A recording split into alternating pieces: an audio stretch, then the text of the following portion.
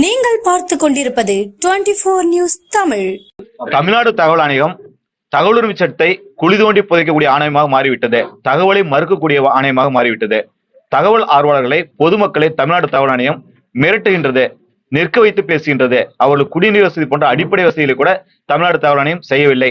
இந்தியாவிற்கே வழிகாட்டிய முதன்மை மாநிலமாக இருந்த தமிழ்நாடு தகவல் ஆணையம் இன்று கணக்கீடுகள்படி, பத்திரிகையினுடைய கணக்குகள்படி, புள்ளி விவரங்கள்படி இந்தியாவுடைய மிக மோசமான தகவல் ஆணையமாக, செயல்படாத தகவல் ஆணையமாக மாறிவிட்டது.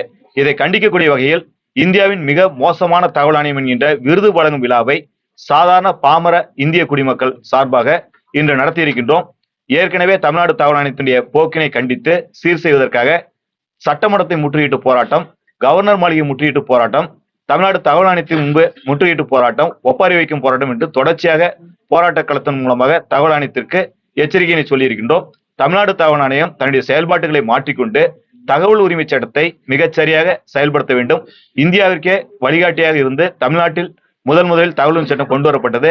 அப்படிப்பட்ட தமிழ்நாட்டில் கூடிய தகவல் ஆணையம் தகவல் உரிமை சட்டத்தை நேர்மையாக சட்டப்படி செயல்படுத்த வேண்டும். ஊழலை ஒழிப்பதற்கும் வெளிப்படையான நிர்வாகத்தை உருவாக்குவதற்கும் தகவல் உரிமை சட்டத்தை தமிழ்நாடு தகவல் ஆணையம் நேர்மையாக பயன்படுத்த வேண்டும் என்கிற கோரிக்கையை வலியுறுத்தி தொடர்ச்சியாக முன்வைக்க இருக்கின்றோம். தகவல் ஆணையத்துக்கு நம்மளுக்கு எதனா வேணும்னா தகவல் ஆணையத்தை ஃபர்ஸ்ட் நம்ம போய் கேட்டா உடனே கொடுத்துருவாங்க. நான் இப்பெல்லாம் சரியான ஒரு ரெஸ்பான்ஸ் இருக்க மாட்டேங்குது, சரியான ஒரு பதிலும் வர மாட்டேங்குது. நிறைய பேர் நிறைய பேர் மூலியமா நிறைய போராட்டங்களும் பண்றாங்க. இப்போ நீங்களும் பண்றீங்க, பல கட்ட போராட்டம் பண்ணிட்டு இருக்கீங்க. நீங்களும் பல கட்ட போராட்டங்கள் பண்றீங்க. சரியான நடவடிக்கை இல்லாதப்ப அடுத்த கட்ட நடவடிக்கை. தகவல் சட்டம் மிகப்பெரிய பலமாக தகவல் ஆணையர்களுக்கு சுதந்திரமாக செயல்படக்கூடிய தேர்தல் ஆணையம் போல், நீதிமன்றம் போல் தகவல் ஆணையம் செயல்பட வேண்டும் என்கிற அதிகாரத்தை கொடுத்திருக்கின்றது. ஆனால் தமிழ்நாடு தகவல் ஆணையம் தமிழக அரசுடைய வழிகாட்டுதல் படி, மத்திய அரசுடைய வழிகாட்டுதல் படி ஊழலை வெளிக்கொண்டு வருவதற்கு எதிராக செயல்படுகின்றது. அதிகாரிகளை ஊழலிருந்து காப்பாற்றக்கூடிய வேலையை தமிழ்நாடு தகவல் ஆணையம் செய்து கொண்டிருக்கின்றது. அதனுடைய விளைவாக தகவலை மறுத்துக் கொண்டிருக்கின்றது. இதை முறியடிக்கக்கூடிய வகையில் ஒரே நேரத்தில் ஆயிரக்கணக்கான மனுக்களை அனுப்பி தகவல்களை வெளிக்கொண்டு வருவதற்கு முயற்சி செய்து கொண்டிருக்கின்றோம். தொடர்ந்து தகவல் மனுக்களை ஒரே நேரத்தில் அதிகம் அனுப்பக்கூடிய போராட்டத்தையும் ஒரு வகையில் செய்து கொண்டிருக்கிறோம். இது முழுக்க காரணம் தமிழகத்தினுடைய முதல்வர் தான். முந்தைய முதல்வர் அவருடைய ஆட்சி காலத்தில் தகவல் வெளியே வராமல் பார்த்துக் கொண்டார். தற்பொழுதைய முதலமைச்சர் முந்தைய ஆட்சியினுடைய ஊழலை காப்பாற்றக்கூடிய வகையிலும், இந்த ஆட்சியினுடைய ஊழலை காப்பாற்றக்கூடிய வகையிலும், அதிகாரிகள் செய்த ஊழலை காப்பாற்றக்கூடிய வகையிலும் எந்த தகவலும் வெளியே செல்லக்கூடாது என்கின்ற வழிகாட்டுதல்களை வாய்மொழியாக கொடுத்திருக்கின்றார்கள். அதற்காகத்தான் காவல்துறை அதிகாரிகளை தகவல் ஆணையர்களாக நியமனம் செய்திருக்கின்றார்கள். ஓய்வு பெற்ற நீதிபதிகளை தகவல் ஆணையர்களாக நியமனம் செய்தால் இந்த பிரச்சனைக்கு தீர்வு கிடைக்கும். பல தகவல்கள் பெற்று பல்வேறு பிரச்சனைகளை தீர்த்திருக்காங்க. 90 விழுக்காடு தகவல் மனுக்களுக்கு தகவல் மறுக்கப்படுகின்றது. 10 விழுக்காடு தகவல் மனுக்களுக்கு மட்டுமே தகவல் வழங்கப்படுகின்றது. தகவல் 90 விழுக்காடு மனுக்களுக்கு வழங்கப்பட்டால்தான் நேர்மையான வெளிப்படையான நிர்வாகத்தை உருவாக்க முடியும். கிராமப்புறங்கள் எல்லாம் நிறைய கணக்கொழுகள் நிறைய வராமலே இருக்கு. கணக்கொழுகள் நிறைய வராமலே இருக்கு. பஞ்சாயத்து தலைவர்களுக்கு எவ்வளவு ஃபண்டு போகுது, இந்த இதுக்கு எவ்வளவு ஃபண்டு போகுதுன்றது சரியான ஒரு தகவலே வரல. இது வரைக்கும் நிறைய பேர் கேட்டுட்டுதான் இருக்கிறாங்க, தகவல் வரல.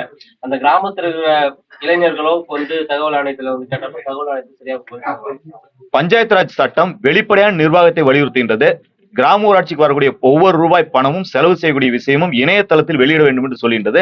இணையதளத்தில் வெளியிடுவதாக சொல்கின்றார்கள், ஆனால் வெளியிடுவதில்லை. தகவல் கேட்கின்ற பொழுது ஆவணங்களை வழங்க மறுக்கின்றார்கள். வெளிப்படையாக கிராம ஊராட்சியில் செயல்பட்டால் தமிழ்நாடு தகவல் ஆணையத்துக்கு ஒரு வருடத்திற்கு 1 லட்சம் மனுக்கள் வருவது குறைந்துவிடும். கடந்த ஆண்டு மட்டும் உள்ளாட்சித்துறைக்கு 1 லட்சம் ஆர்டி மனுக்கள் சென்றிருக்கின்றது. இதற்கு காரணம் கிராம ஊராட்சிகள் வெளிப்படையாக நேர்மையாக செயல்படாத விளைவுதான் 1 லட்சம் ஆர்டி மனுக்கள் கிராம ஊராட்சிக்கு மட்டும் சென்றிருக்கின்றது. இந்த தகவல்களை இணையதளத்தில் அவர்களாகவே வெளியிட்டார்கள் என்றால், ஏற்கனவே மத்திய அரசுடைய சட்டம் இருக்கின்றது, பஞ்சாயத்து ராஜ் சட்டம் இருக்கின்றது, 100 நாள் வேலைக்கான சட்டமும் வெளிப்படையாக இணையதளத்தில் வெளியிட வேண்டும் என்று இருக்கின்றது.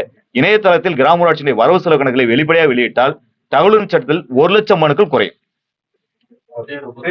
நல்வினை விஸ்வராஜ், பொதுச் செயலாளர் 10 ரூபாய் இயக்கம், செயலாளர் தமிழ்நாடு தகவல் ஆணைய சீரமைப்பு குழு. என் பேரு தகவல் தாத்தா. ஒரே ஒரு விஷயத்தை உங்க ஞாபகத்தை கொண்டு விருது எப்படி கொடுக்க போறான்றத சொல்றேன். தமிழ்நாடு தகவல் ஆணையத்திற்கு இந்தியாவின் மிக மோசமான தகவல் ஆணையம் என்கின்ற விருதை வழங்குகின்றோம். அதை பெறுவதற்கு தமிழ்நாடு தகவல் ஆணையர்களையும் தலைமை தகவல் ஆணையரையும் அழைப்பு கொடுத்திருந்தோம். இமெயில் மூலமாகவும் வாட்ஸ்அப் மூலமாகவும் கடிதங்கள் மூலமாகவும் அவர்களுக்கு இந்த அழைப்பினை கொடுத்திருந்தோம். நேரிலும் எங்களுடைய நிர்வாகிகள் சென்று இந்த அழைப்பிதழை கொடுத்திருந்தார்கள்.